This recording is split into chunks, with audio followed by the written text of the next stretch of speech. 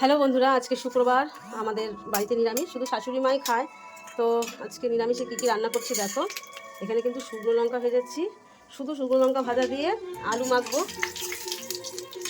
আর এই ভাজা তেলটাও কিন্তু আলুর মধ্যে দেবো, তাহলে কাঁচা তেলের গন্ধ বেরোবে না। আর এইদিকে দেখো, এটা কিন্তু মুগ ডাল।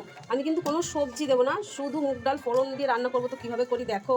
শুকনো লঙ্কা, তেজপাতা,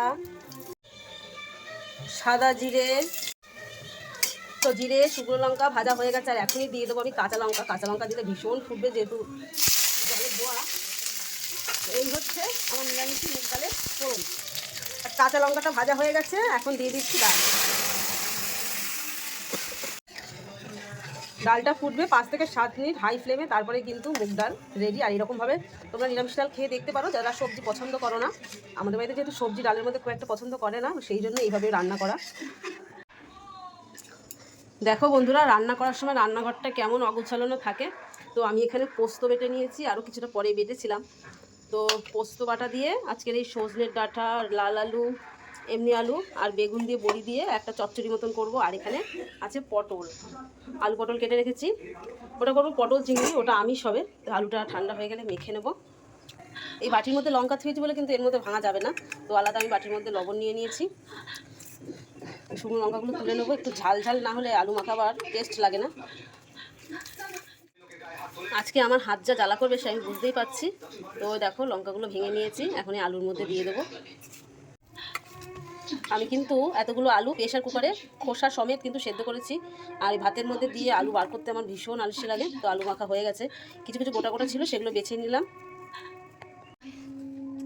তো আলু মাখা এখানে হয়ে গেছে, আর এতগুলো শক্ত আলু বার করেছি।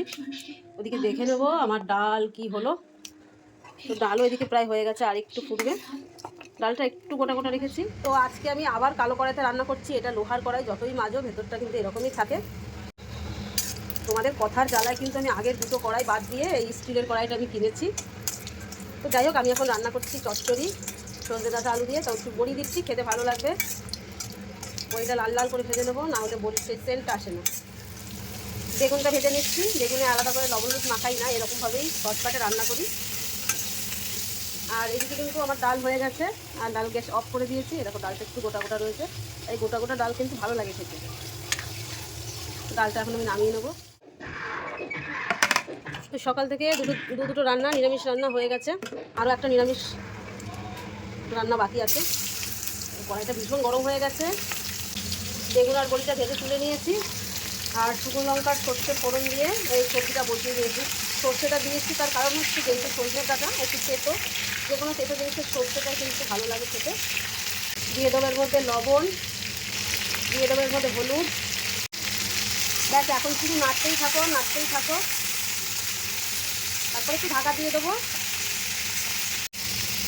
ঢাকা দিয়ে দিলাম। তো এদিকে স্যালাডটাও কেটে নিয়েছি। এখন কিন্তু বাজে ঘড়ির কাঁটায় 11টা। খুব বেশি বেলা হয়নি, কিন্তু আমার যেহেতু একটু তাড়া আছে। আর সব দিনই আমি একটু সকাল সকাল রান্না করা পছন্দ করি, শীত বলো গরম বলো। আমি কিন্তু এর মধ্যে একটু কাঁচা লঙ্কা দিয়েছিলাম, বাটা আমার কাছে ছিল। তো এখন আমি জল দিয়ে দেবো, গরম জল। জলটা আমি একটু গরম করে নিয়েছি। যেটুকু জল দিয়েছি হয়ে যাবে এতে। আর একটু ঝোলটা ফুটে উঠলেই কিন্তু দিয়ে দেবো আমি পোস্ত বাটা। লোহার কড়াইতে রান্না করলে না তরকারিটা একটু কালো কালো হয়। তো আমি এখন বড়ি আর বেগুনটা দিয়ে দিচ্ছি। বেগুনটা যেহেতু বেশি ভাজা আছে, তো বেগুনটা আমি আর নাড়াচাড়া দেবো না, জাস্ট বড়িটা একটু ঝোলের মধ্যে চুবিয়ে দিচ্ছি। দিয়ে দেবো আমি 1 চামচ চিনি। এইরকম নিরামিষ তরকারি কিন্তু গরমে খাওয়া খুবই ভালো। এখন আমি দিয়ে দেবো একটুখানি পোস্ত বাটা, কারণ আমি পটলের জন্য বেটেছি। তো এর মধ্যে একটু পোস্ত বাটা কোনো রকম, এই যে এতটুকুই দেবো। এখানে অনেকটাই পোস্ত বাটা আছে। হালকা হাতে নাড়াচাড়া দেবো, বেগুনগুলো একদম ভেঙে যাবে, এমনি ভেঙে গেছে প্রায়। তোমরা জানো বন্ধুরা, এই ডাঁটার তরকারিটা করার আমার কোনো রকম ইচ্ছা ছিল না। শুধুমাত্র শাশুড়ি মা ফেলবে না বলে এই ডাঁটার তরকারিটা করতে হলো। কারণ এই ডাঁটাটা একদম মানে বয়স্ক ডাঁটা, যেটার ভেতরে বড় বড় দানা হয়ে গেছে। দাঁড়াও তোমাদের দেখাই, এই দেখো, এই দেখো ভেতরে কত বড় বড় মোটা মোটা দানা হয়ে গেছে। তো শাশুড়ি মা শুক্রবার বলেই এই জন্য এই রেসিপিটা করে দিলাম। সজনে ডাঁটা যেমনই হোক খাওয়া কিন্তু খুবই ভালো। ফেলে না দিয়ে একটা তরকারি করে ফেললাম।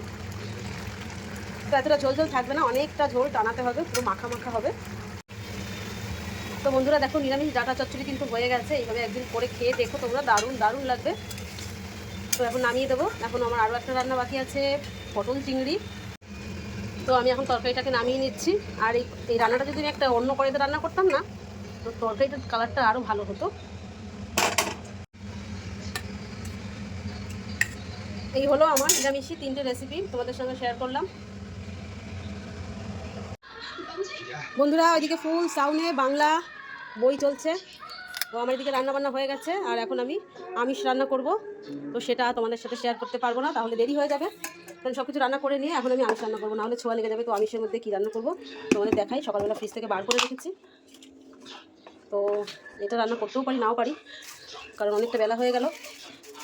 আর এই যে চিংড়ি মাছ, আর এখানে আছে লোটে মাছ। তা লোটে মাছ না ছাড়াতে অনেক সময় লাগে, দেখো এখনো পর্যন্ত ছাড়িয়ে পারিনি। তো যাই হোক, তো আমার রেসিপি তোমাদের কেমন লাগে কমেন্টে জানিও। তো সবাই ভালো থেকো, সুস্থ থেকো, বাই।